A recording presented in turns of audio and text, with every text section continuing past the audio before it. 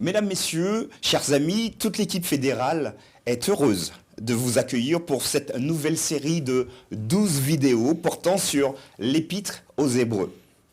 Un grand merci à nos 19 600 abonnés qui suivent toutes nos publications. Notre objectif, vous le savez bien, c'est d'atteindre les 20 000 abonnés avant la fin de l'année. Et cela est possible grâce à vous.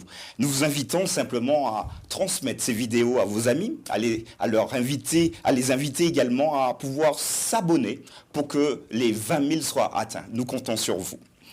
Le grand thème abordé ce trimestre est, dans ces derniers jours, le message de l'Épître aux Hébreux. Nous nous retrouvons juste après le jingle pour en parler.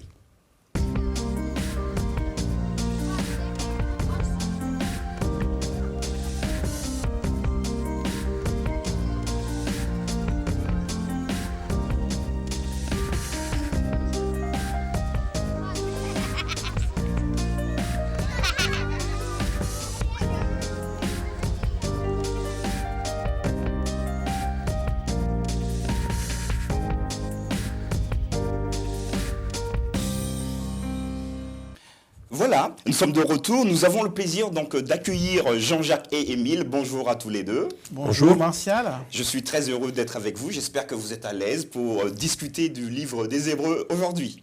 Parfaitement. Alors, une épître adressée aux Hébreux. Nous allons en parler dans quelques instants pour approfondir tout cela. Mais juste après, parce que je sais que c'est un livre important pour les chrétiens, j'aimerais que nous puissions demander que Dieu puisse nous accompagner. Jean-Jacques, voudrais-tu prier pour nous? Notre Dieu, notre Père Céleste, merci de l'occasion donnée une fois de plus de pouvoir approfondir ta parole. Puisses-tu nous éclairer, nous accompagner, nous t'en prions au nom de Jésus. Amen. Amen. Merci. L'épître adressée aux Hébreux ainsi qu'à nous. J'aimerais vous poser la première question. Pouvez-vous nous faire une introduction générale pour nous parler de ce livre? Qui sont-ils, ces Hébreux? Quel est leur parcours de chrétiens? Ou encore, quelles sont les raisons pour lesquelles cette lettre leur est adressée? Alors, qu'est-ce qui veut commencer pour nous faire une introduction de ce livre? Émile? Nous ne savons pas qui a écrit l'épître, hein. Il n'y a pas son nom là-bas. Mais bon, il y a quelques indices qui nous montrent que l'auteur de l'épître, c'est peut-être Paul. Mais ça n'exclut pas d'autres possibilités de comprendre ou d'interpréter qui est l'auteur de l'épître. Mais moi, je crois que c'est Paul. Pourquoi? Parce que c'est un homme, il est en prison, il connaît un certain Timothée, il est marqué dans l'épître, il est d'origine juive, il connaît très bien les images, les sujets, les arguments, et il a aussi une sorte d'explication de type midrash, comme les midrash juifs. Il est très éduqué, parce qu'il connaît à la fois le judaïsme, et il connaît très bien les éléments rhétoriques des Grecs. Et les plus anciens manuscrits mettent l'épître aux Hébreux à côté de l'épître de Romains, par exemple, en accréditant l'idée que c'était Paul, celui qui l'a écrit. Quand il a écrit ça, bon, comme il était en prison à Rome, on peut présumer que c'était vers la fin de l'année 62. Parce que c'était la fin des 2 années de prison de Paul à Rome, quand il a été emprisonné pour la première fois. Bon, si on regarde qu'est-ce qui se passe de l'autre côté, à Jérusalem, là où l'apôtre Paul envoie cette lettre, présumée, eh bien, l'année 62 a été une année très éprouvante pour la communauté chrétienne à Jérusalem. Ça collerait donc avec... Ça collerait avec ça, parce que le procurateur Festus, il meurt subitement, et le grand prêtre qui est à Jérusalem, Annas, il profite de ça, il convoque le Sanhédrin, et il condamne Jacques, le frère de Jésus, à être lapidé. Et Jacques était en sorte le patriarche, le leader de cette communauté chrétienne qui était à Jérusalem. Très bien. Et on voit que cette communauté se trouve à ce moment-là sous une persécution terrible. À mon avis, c'est ça le contexte. Très bien. Jean-Jacques, est-ce que tu pourrais rajouter des éléments donc, pour introduire ce livre des Hébreux? C'est vrai que habituellement, quand Paul écrit, il écrit à une communauté qui est géolocalisée. Là, c'est marqué aux Hébreux en général. Voilà. Donc, il n'est pas exclu non plus, toute la communauté de Jérusalem, que les autres judéo-chrétiens soient aussi concernés par ce qui s'y trouve. Parce que la persécution n'était pas simplement à Jérusalem, mais on va voir que la persécution très rapidement va s'étendre à l'ensemble du peuple juif. Or, les chrétiens d'antan étaient assimilés aux juifs. Ouais. La persécution qui a eu lieu sous Néron en 64 après Jésus-Christ, 2 ans plus tard, eh bien, atteignait déjà et chrétiens et non-chrétiens dès lors qu'ils étaient d'origine juive. Ce qui me pousse à vous demander pourquoi cette lettre a été écrite à ces chrétiens. Quel était donc l'objectif donc, de cette épître aux Hébreux? Alors, cette épître, elle est vraiment christocentrique. Elle présente la personne du Christ, le ministère de Christ, mais surtout dans un contexte de persécution, où les chrétiens destinataires sont sous l'emprise de violentes persécutions à cause de leur foi et de leur témoignage. D'accord. Il y a parmi les judéo-chrétiens une crise qui commence, on voit qui commence dans, peut-être vers la fin des années 50, au début des années 60, qui sera une crise assez dure, parce que les judéo-chrétiens, ils étaient partagés entre 2 choses. D'un côté, ils participaient, certains parmi eux participaient au sacrifice au temple. De l'autre côté, ils avaient accepté Jésus comme le Messie, comme celui qui a lavé leurs péchés et qui a enlevé de la culpabilité de chez eux. Et ce double allégeance entre les sacrifices et Jésus, ça posait des problèmes et ça créait la confusion. C'est pour ça que l'apôtre Paul, il intervient peut-être, et il essaie un petit peu de corriger ça en disant qu'il faut maintenant regarder non vers Jérusalem, non vers le temple où il y a les prêtres, où il y a les sacrifices, mais il faut regarder vers le vrai sacrifice et le vrai grand prêtre que nous l'avons dans le ciel. Très bien, merci beaucoup. Tu voulais ajouter? D'ailleurs, c'est l'un des rares livres à faire aussi explicitement le lien entre le service du sanctuaire qui avait lieu dans l'Ancien Testament et le service du sanctuaire céleste. Ok, très bien. Alors, je vous propose, pour rentrer également, vous, nos amis qui nous écoutent et nous regardent, à lire un premier texte qui se trouve dans le livre des Hébreux, toujours, au chapitre 10, et nous lirons versets 35 à 37. Donc, Hébreux, chapitre 10, et j'aurai quelques questions à vous poser à ce niveau-là. Hébreux chapitre 10, 35 à 37. Je lis. N'abandonnez donc pas votre assurance à laquelle est attachée une grande rémunération. Car vous avez besoin de persévérance afin qu'après avoir accompli la volonté de Dieu, vous obteniez ce qui est promis. Encore un peu de temps, celui qui doit venir viendra et il ne tardera pas. Donc voilà ce que l'auteur de l'épître aux Hébreux, Paul, pour reprendre donc ta démonstration, Émile, va donc dire à cette communauté. Et ma question est de savoir quelle est cette assurance qui semble être remise en question dans ce passage. N'abandonnez donc pas votre assurance, le texte nous dit au verset 15. Alors qu'est-ce que vous pouvez nous dire à ce niveau-là? Il s'agit de quoi exactement ici? Alors, c'est vrai que le mot assurance revient à plusieurs reprises dans ce chapitre, et plus largement dans les épîtres pauliniennes. Absolument. Si on lit tout de suite au chapitre 11, on nous parle de la foi qui est une ferme assurance des choses qu'on espère. Absolument. Une démonstration de celles qu'on ne voit pas. Et on voit encore que Paul disait à s'approcher dans son épître aux Galates avec assurance du trône de la grâce. On voit que ce mot assurance est un mot qui est utilisé en lien avec le vécu chrétien dans son rapport à Dieu pour le pardon, pour pouvoir aussi être complètement enraciné dans l'espérance chrétienne. Cette espérance chrétienne, quelle est-elle? Eh bien, la certitude de la présence de Dieu à nos côtés, la certitude de l'intercession, de la médiation de Christ auprès de Dieu en notre faveur et de son retour. Parce qu'on a un verset juste après, il est dit, encore un peu de temps, au verset 37, celui qui doit venir viendra, il ne tardera pas. En quelque part, toutes les promesses divines sont certaines et véritables, notamment celle de son second retour, et on doit pouvoir s'y accrocher avec toute la détermination possible. Ok. Émile, si on regarde tout au début du christianisme. Oui. La première communauté chrétienne, c'était en fait une communauté judéo-chrétienne.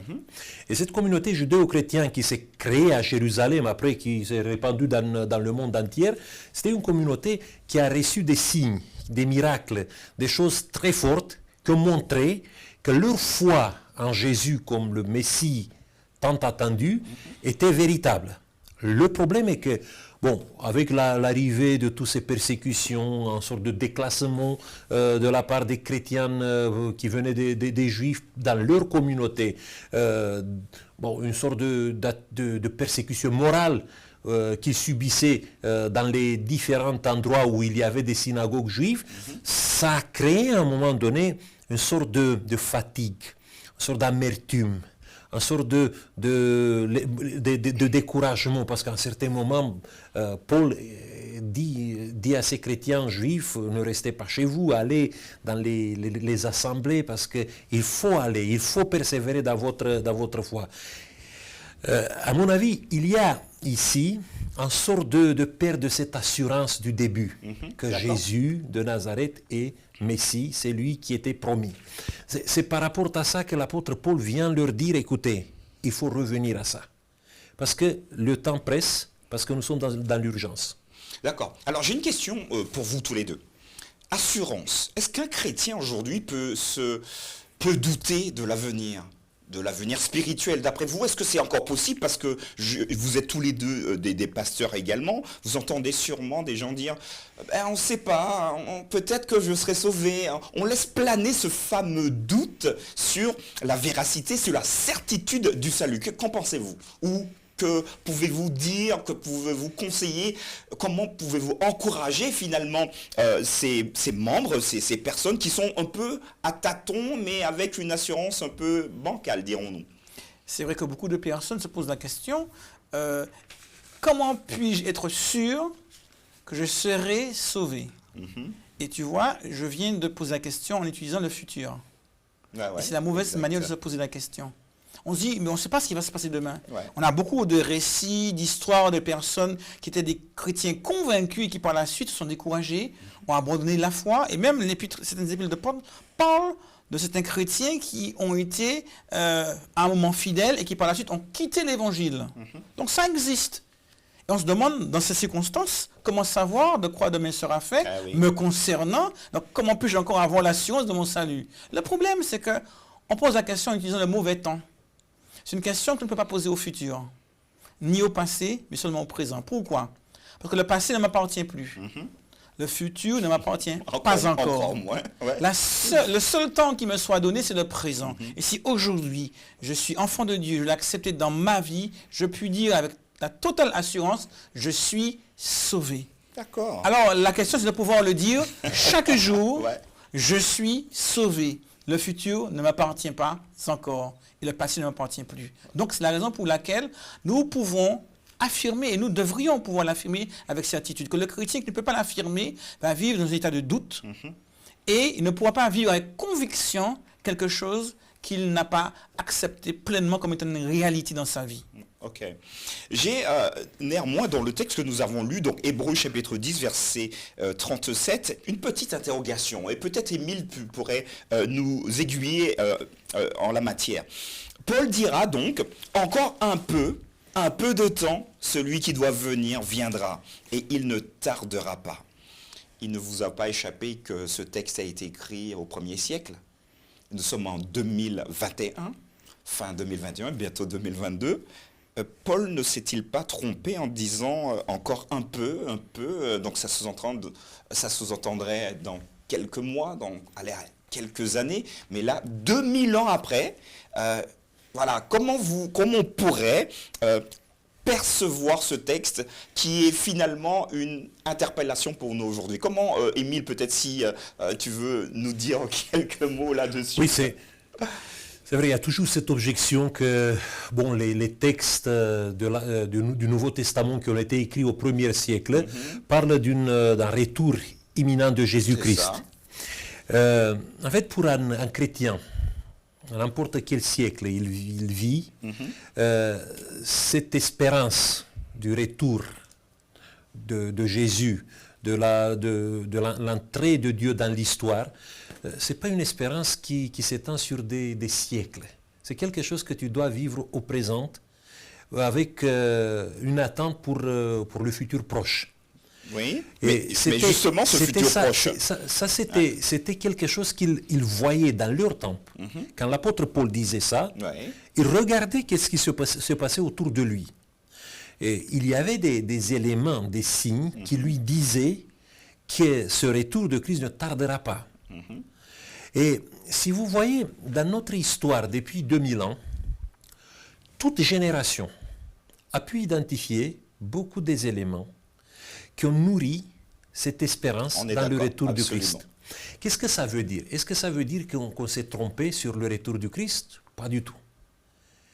Ça me dit, pour moi, ça me dit une autre chose. Ça me dit que depuis 2000 ans, Dieu nous envoie à travers des événements qui se passent autour de nous, à travers des circonstances que nous voyons avec nos yeux, il nous envoie ce message qu'il est prêt à nous accueillir.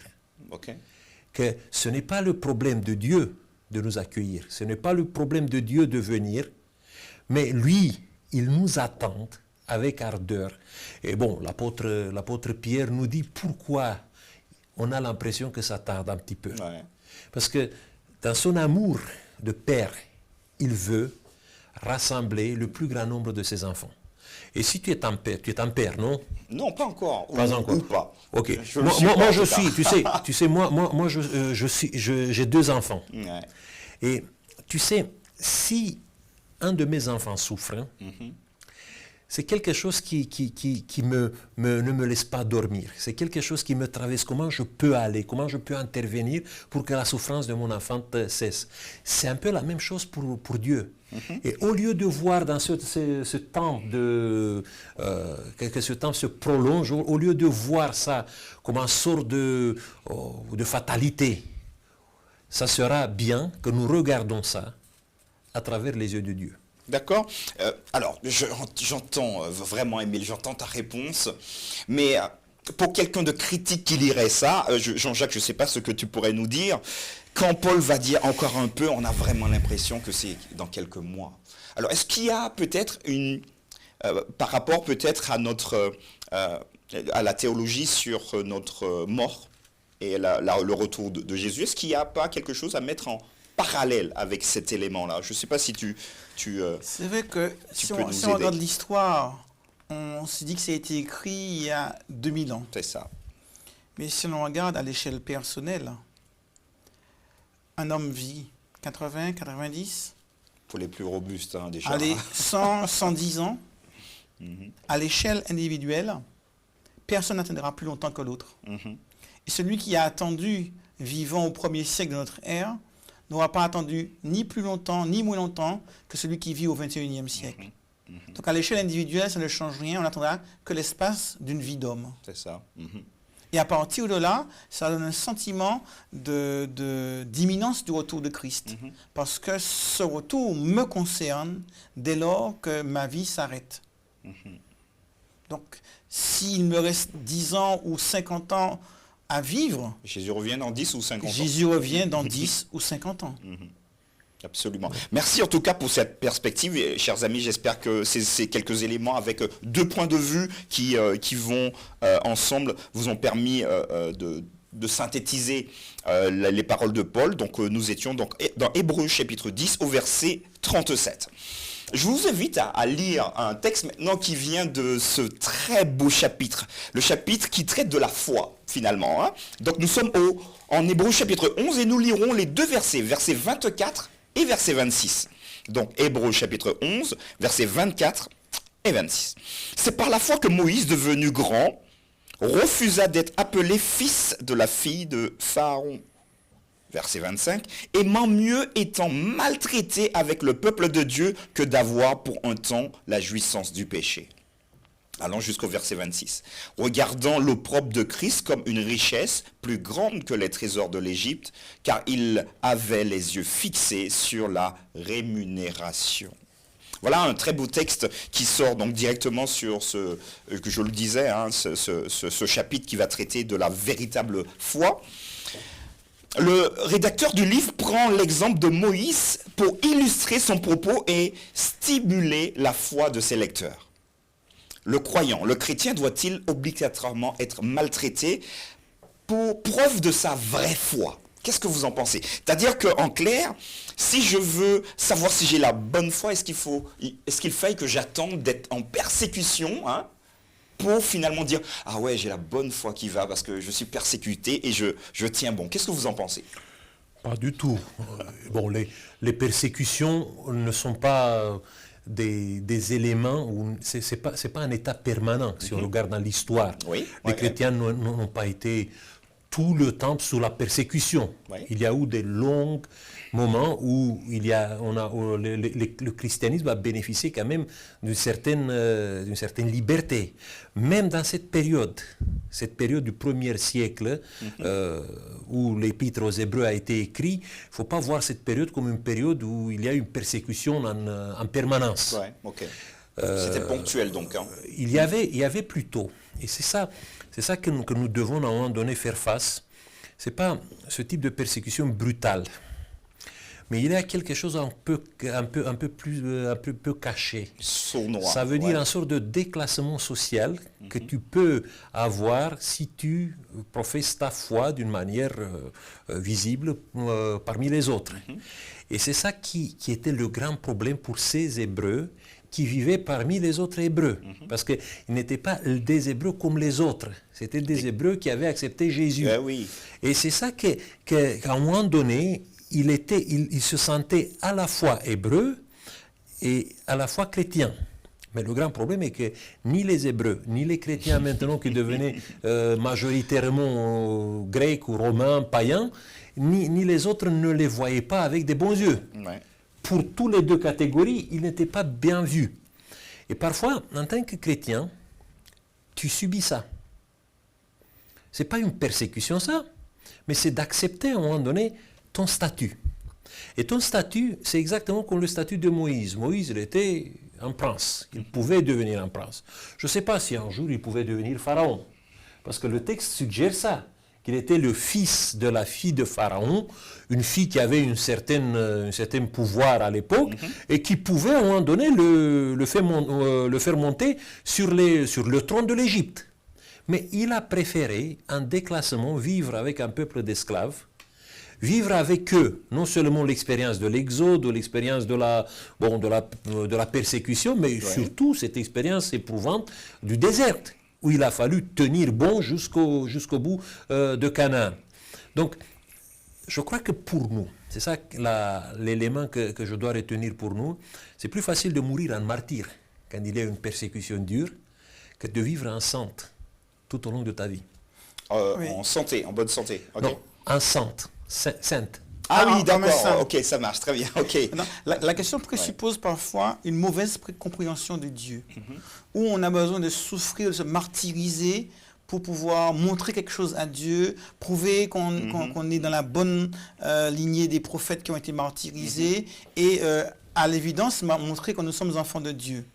Dans la réalité, Dieu aime les bonnes choses, Dieu aime la paix, Dieu aime la joie, et Dieu voudrait que ses enfants soient toujours joyeux, heureux et épanouis. Malheureusement, à cause du péché, des circonstances, ce n'est pas toujours le cas. Mais le propos vraiment de Dieu, c'est la joie. Et donc, la Bible nous propose l'inverse. Si on veut savoir si nous sommes dans la véritable voie divine, si on va dans le droit chemin, et la Bible donne un signe. Car les fruits de l'esprit, c'est l'amour, la joie, la paix, la patience, la douceur, etc. Donc moi, c'est ça qui va manifester que nous sommes enfants de Dieu et pas la persécution. Parce que le but de Dieu, c'est pas qu'on souffre. Même si, malheureusement, ce monde nous y expose trop fréquemment. Ouais. Et parfois, même les chrétiens vont chercher des persécutions. Tout à fait. Se chercher pour se prouver, je ne sais pas quoi. Comme si ça ferait plaisir à Dieu de voir ses enfants souffrir. Une question technique ici dans le texte que nous venons de lire. Alors j'aimerais qu'on soit très, très synthétique dessus. Donc l'auteur parle en disant « C'est par la foi que Moïse, devenu grand, refusa d'être appelé fils et fille de Dieu ». Ça c'est le verset 24. Ensuite on a verset 26. Donc Moïse regardant l'opprobre de Christ comme une richesse plus grande que les trésors de l'Égypte. Pourquoi donc l'auteur va, j'ai envie de dire, va mettre en collaboration Moïse et le Christ, alors que c'est deux univers différents. Le Christ vient des centaines d'années plus tard. Quel rapport il veut faire ici et quel élément ça a pour nous aujourd'hui? Qu'est-ce que vous en pensez? Moïse et le Christ, mais Moïse ne connaissait pas le Christ. C'est vrai que ça montre que déjà l'auteur fait un lien naturel entre l'Ancien Testament et le Nouveau Testament. Ouais. D'ailleurs, comme je le disais préalablement, c'est l'un des rares livres du Nouveau Testament qui fasse un lien aussi clair et direct entre le service du sanctuaire de l'Ancien Testament et le service du sanctuaire, c'est-à-dire de l'intercession, de la médiation que Dieu fait en tant que grand prêtre pour nous dans le ciel actuellement. Et donc, il est clair que pour l'auteur, l'expression divine de l'Ancien Testament est la même que l'expression divine dans le Nouveau Testament. Il y a une certaine forme de continuité. Certes, Dieu ne s'était pas encore incarné dans la personne de Jésus, le Christ n'était pas encore venu, mais il discernait déjà dans l'acte de foi de Moïse une adhésion à la divinité. Et dès lors que cette divinité est la même divinité qui s'exprime à travers l'incarnation de Jésus, pour lui, il est naturel de voir dans le Dieu de l'Ancien Testament comme dans le Dieu du Nouveau Testament le ministère de Christ. Okay. Et pour la foi de ces Hébreux, il avait besoin d'avoir une continuité entre ceux qui l'ont connu, ceux qui l'ont reçu en tant qu'Hébreux et ceux qui l'ont appris au moment où l'Évangile a été prêché. Et l'apôtre Paul, ou l'auteur de l'épître aux Hébreux, il fait la liaison, il fait la liaison entre la figure de Moïse comme un prototype de Christ. Parce qu'on voit dans les évangiles, quand tu lis par exemple les évangiles, l'évangile de Matthieu particulièrement, tu vois, Jésus il est présenté là-bas comme le nouveau Moïse. Pourquoi? Parce que Matthieu il s'est adressé aux Hébreux. Et il n'y a pas... c'est ça que Paul et peut-être les autres apôtres ils ont insisté sur cette liaison forte qui existe entre les Écritures de l'Ancien Testament, qui ont comme élément central les livres de Moïse, et l'Évangile qui a été prêché avec Jésus au centre. Le christianisme a besoin de deux, on peut dire, de deux jambes pour marcher. Tu ne peux pas marcher seulement sur une seule jambe. Disons que c'est difficile. Voilà. Alors tout au long de la lettre aux Hébreux, nous allons d'ailleurs terminer dessus, nous avons plusieurs instructions données par l'apôtre, par Paul, au lecteur. Le but, c'est de les aider à retrouver leur force et leur foi d'origine, à penser vraiment à la naissance même de leur foi. Dans le contexte actuel de désertification des lieux de culte, vous êtes tous les deux des pasteurs, vous le voyez probablement, moi je le vois également, ou dans ce contexte donc de période de Covid-19, pensez-vous que le croyant, les chrétiens, devraient aussi être interpellés par ce message de persévérance? Est-ce que peut-être la Covid-19 nous pousse à baisser la garde, à être moins déterminés? A-t-on besoin, comme l'auteur le fait dans le livre des Hébreux, de persévérance? Et comment pourrait-on transmettre cela à nos membres, à nos amis aujourd'hui? Qu'est-ce que vous en pensez? Et nous finirons dessus. Émile? Rapidement, je veux dire que le mot persévérance peut être traduit aussi par résistance. Et quand il y a une crise comme la crise que nous vivons maintenant, il faut à un moment donné résister à à nos peurs, résister à tous les sentiments négatifs qui traversent notre esprit et qui créent la confusion. C'est ça qui se passait avec ces Hébreux. Il était en train de subir les attaques de tous ces problèmes présents qu'il avait, et l'apôtre Paul les incite à dire, voilà, maintenant vous entrez en résistance. Rappelez-vous de la vie réelle que vous avez vécue avec Jésus et essayez de persévérer, de résister malgré les situations que vous traversez. Ok, on lâche rien. Donc Jean-Jacques? D'ailleurs, Paul l'a dit dans son chapitre 10e au verset 25, n'abandonnez pas votre assemblée, parce qu'il sait que si Dieu a voulu que les croyants puissent se mettre ensemble pour adorer, pour prier, pour chanter, c'est parce qu'il y a une dimension collective à l'adoration, à la prière, qui est propice à la mission, qui est propice au témoignage, qui est propice à la croissance de l'Église, numériquement, mais également qualitativement. Ma foi va grandir davantage au contact de l'autre. Et même si la situation paraît compliquée eh bien, plus que jamais, le présentiel dans l'Église a sa raison d'être. Pour faire de nos églises des lieux d'accueil, des lieux de refuge, des lieux où ceux qui cherchent Christ, qui sont découragés, qui ont besoin d'être encouragés, puissent venir trouver de l'encouragement, puissent trouver des personnes capables de les édifier, de les fortifier pour avancer. Donc vraiment, plus que jamais, ces paroles de Paul prennent tout leur sens dans une période difficile comme la nôtre aujourd'hui. Très bien, merci beaucoup.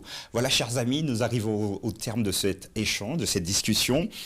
J'espère en tout cas, et nous espérons tous, que vous avez pu retenir des éléments, ça et là, pour vous aider dans votre étude. Que Dieu vous garde et nous vous disons à la semaine prochaine. Au revoir.